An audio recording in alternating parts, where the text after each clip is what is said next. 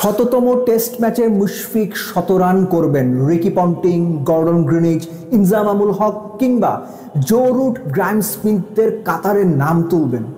১ run বাকি, ৯৯ রানে Mushfiq not out. এই আলোচনাগুলো যখন আমাদের মুখে মুখে থাকার কথা, যখন আমাদের মুশফিকের সেঞ্চুরির জন্য নির্ঘুম রাত কাটানোর কথা, তখন আমরা জানতে পারি ভাই বিপিএল মনে হয় হইবে না। বিপিএল কিন্তু হচ্ছে না। দেব, তুমি কি শুনছো বিপিএল হচ্ছে নাকি? দেব ভাই, এত নিশ্চিত থাকেন বিপিএল হচ্ছে না। এই যে 4টা রিয়াকশন বা বিভিন্ন রকম কথা বললাম বা কমেন্টস করলাম, আমাকে উদ্দেশ্য করে বলা বিসিবির বিভিন্ন লোকের কথা। কেউ পরিচালক, কেউ কর্মকর্তা, কেউ বিসিবি সংশ্লিষ্ট। বিপিএল হচ্ছে না বা হবে না ভাই কেন? তার অন্যতম প্রধান কারণ যে 5টা ফ্র্যাঞ্চাইজির 10 কোটি টাকা করে ব্যাংক গ্যারান্টি দেওয়ার কথা, 18 তারিখ ছিল শেষ তারিখ ব্যাংক গ্যারান্টি জমা দেবার, সেটাও এক দফার সময় পরিবর্তন করে এক পক্ষ বলছে শুধুমাত্র রংপুর রাইডার্স তারা ব্যাংক গ্যারান্টি দিয়েছে এবং এর সঙ্গে ঢাকার ফ্র্যাঞ্চাইজি বোধহয় 10 কোটি টাকার জায়গায় 5 কোটি টাকার দেওয়ার কথা বলেছে, বাকিরা কেউ দেয়নি। কেউ বলছে নাবিল গ্রুপ এবং বসুন্ধরা গ্রুপ শুধু দিয়েছে, বাকি 3টার কোনো খবরই নেই। অর্থাৎ বিপিএল ফ্র্যাঞ্চাইজিগুলো 6 তারিখে যখন ঘোষণা করা হলো এই 5টা ফ্র্যাঞ্চাইজি দল গঠন করতে পারবে, 2 কোটি টাকা এন্ট্রি ফি জমা দেওয়া হয়েছে, এর মধ্যেও মানে গল্প আছে, আলোচনা আছে, একটা দুটো ফ্র্যাঞ্চাইজি নাকি 2 কোটি টাকাও দেয় নাই। তখন বলা হয়েছিল, মিস্টার শাখাওয়াত সম্ভবত তার নাম, বরিশাল থেকে নির্বাচিত পরিচালক, বিসিবির ভাইস প্রেসিডেন্ট হিমসেলফ, তিনি বলেছিলেন যে নেক্সট 5 ওয়ার্কিং ডেজের মধ্যে 10 কোটি টাকার ব্যাংক গ্যারান্টি দিতে হবে এবং সেই ব্যাংক গ্যারান্টি এমনভাবে দিতে হবে যেন 6 মাসের মধ্যে টাকা উইথড্র না করতে পারে। তাতে যদি পেমেন্ট ডিসপিউট তৈরি হয়, কোনো ফ্র্যাঞ্চাইজি টাকা না দিয়ে আগের মতো ভেঙে যেতে চায়, ওই 10 কোটি টাকা থেকে দেওয়া হতে পারে। ওই 5 ওয়ার্কিং ডেজে কেউ টাকা পয়সা জমা দেয় নাই 10 কোটি টাকা। পরবর্তীতে সময় দ্বিতীয়বার বাড়িয়ে 18 তারিখ 18ই নভেম্বর 2025 এই সময়ে নির্ধারণ করা হয়েছিল যে ব্যাংক গ্যারান্টি দিতে হবে 10 কোটি টাকা। আনফর্চুনেটলি খবর আসছে, যেটা আমি একটু আগে বলছিলাম, কেউ বলছেন একটা ফ্র্যাঞ্চাইজি দিয়েছে, কেউ বললেন কোনো ফ্র্যাঞ্চাইজি দেয়নি, কেউ বলেন আড়াইটা ফ্র্যাঞ্চাইজি দিয়েছে, 2টো ফ্র্যাঞ্চাইজি দিয়েছে 10 কোটি টাকা করে, আরেক ফ্র্যাঞ্চাইজি 5 কোটি টাকা দিয়েছে। এবং এই ঘটনাগুলো সঠিক, এই তথ্যগুলো বেশিরভাগই সঠিক। এটা কখন বুঝবেন জানেন? যখন এই সংক্রান্ত বিষয়ে আপনি বিসিবির লোকজনকে ফোন দেবেন, পরিচালকদের ফোন দেবেন, কর্মকর্তাদের ফোন দেবেন, কেউ আপনার ফোন ধরবে না। এবং যারা ফোন ধরবে তারা ঝেড়ে কাশবে না, প্যাচ কাটিয়ে বের হয়ে যাবে, মেসির মতো ড্রিবলিং করে বের হয়ে যাবে। এবং এই যে 2-3 জন আমার ফোন ধরে মেসির মতো ড্রিবলিং করে পাশ কাটিয়ে বের হয়ে গিয়েছেন, 2-3 জন ফোন ধরেননি, দিনে 2-3 বার নর্মালি কাউকে ফোন দেওয়া আমার অভ্যাসের মধ্যে পড়ে না, সেটাও আমি করেছি কনফার্ম হওয়ার জন্য। তো তারা যখন ফোন ধরেননি তখন আমি শিওর হয়ে গেছি আমি যেটা শুনেছি বা যা শুনেছি তার বেশিরভাগ অংশ সত্যি। 10 কোটি টাকার ব্যাংক গ্যারান্টি ইদার কোনো ফ্র্যাঞ্চাইজি জমা দেয় নাই, অথবা হাতে গোনা 1-2টা ফ্র্যাঞ্চাইজি জমা দিছে,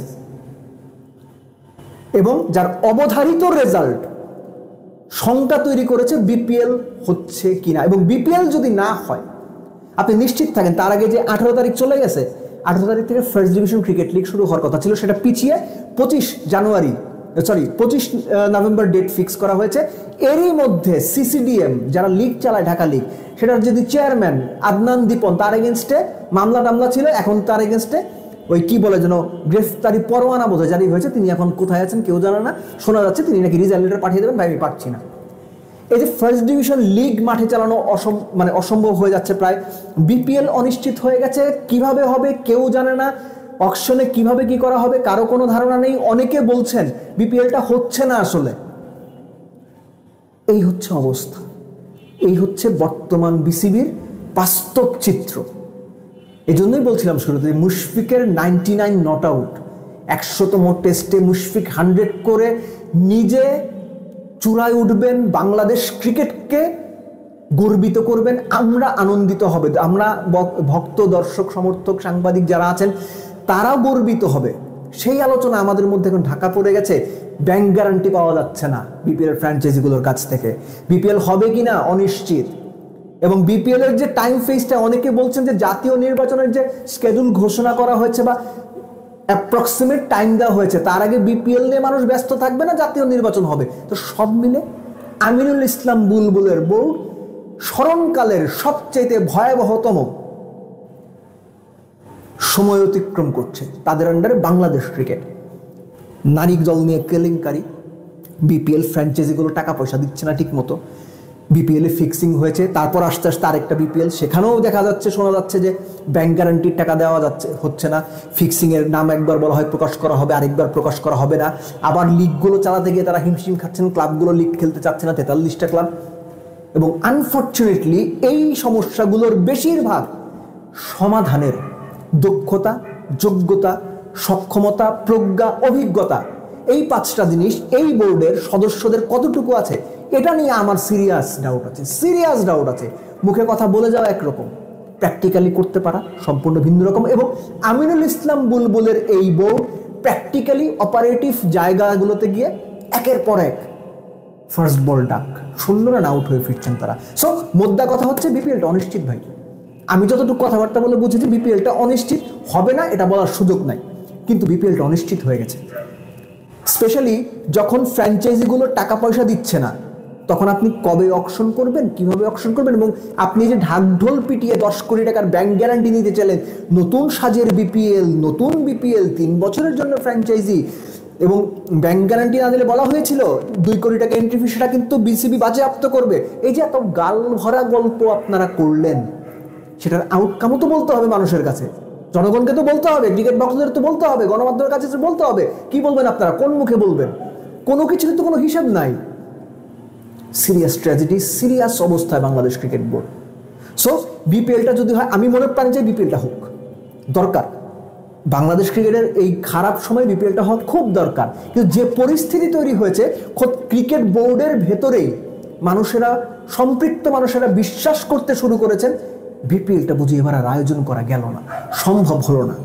সো যারা সংশ্লিষ্ট আছেন, দায়িত্বে আছেন, খোদ বিসিবি সভাপতি আমিনুল ইসলাম বুলবুল বিপিএল এর দায়িত্বে আছেন। আশা করব বুলবুল ভাই, আপনি আপনার দৃঢ়তা দেখিয়ে যেভাবে আপনি বাংলাদেশ ক্রিকেটের প্রেমে পড়ে গিয়েছিলেন, ওরকম প্রেমটাকে সফল একটা পরিণতির দিকে নিয়ে যাওয়ার জন্য বিপিএলটা আয়োজন করেন প্লিজ। যেভাবেই হোক ব্যাংক গ্যারান্টিগুলো আদায় করেন। যদি আদায় না করতে পারেন, 2 কোটি টাকার যে আপনাদের বক্তব্য অনুযায়ী 2 কোটি টাকার যে এন্ট্রি ফি দেওয়া হয়েছিল, অনেকেই বলছেন সেই 2-1টা টিম আবার সেই এন্ট্রি ফি দেওয়া নাই, সেটা বাজেয়াপ্ত করেন, মানুষকে দেখান, জানান। যদি সব কিছুই আগের মতো বা মুখের বুলিতে থেকে যায়, তাহলে এই ক্রিকেট বোর্ড নিয়েও মানুষের মধ্যে যে আশা ছিল, আশা তো এমনিতেই নিচের দিকে নেমে গেছে, আগামীতে সেটা আরো বাজে দিকে যাবে। এবং সেটা এমন একটা পর্যায়ে যাবে যে মানুষজন এই ক্রিকেট বোর্ডের ওপর, সাধারণ ভক্তরা এই ক্রিকেট বোর্ডের ওপর ন্যূনতম কোনো আস্থা কিংবা ভরসা রাখবে না। আপনারা কি সত্যিই চান ক্রিকেট বোর্ডের কার্যকলাপ বা ক্রিকেট বোর্ড কার্যকলাপ দিয়ে বাংলাদেশ ক্রিকেটকে ওই দিকে নিয়ে যাক যেখান থেকে মানুষ সামান্যতম আশা পর্যন্ত করতে পারে না?